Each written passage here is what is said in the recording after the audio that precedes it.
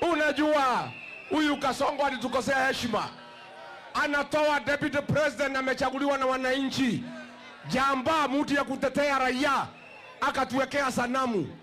Otakotin mashabiki chebo Kalenjin News Updates ak eng betutab raini amatike kushingong notok ko ngalalutik chebo nekirubeiyotab president notok ko Rigathi Gachagua nekaimuch inendet kobor nerekutik cheechen kot mising kosubkei ak nemwoe kolelen kiimuch notetak president William Samoei Ruto kole kopiken chito notetak nemalewen raia notetak ko Kithure Kindiki kole asikobit komut kwa office amun inendet ko Mr. Yes Sir ala inendet ngemwochi kit age tugul kole koyoni en ireyon kobaten mateteoni biik chekiimuch kolewen inendet.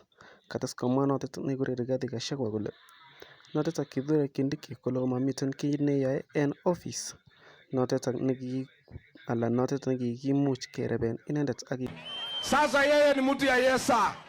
Akiambiwa chochote anasema wewe Soprano, kuja hapa, enda Kiharu, chukua maharagwe, tafutana na ile msichana anaitwa Mabosho, pelekea watu ya Kiharu, wacha wakule, hata tumbo ikiguruma wacha igurume.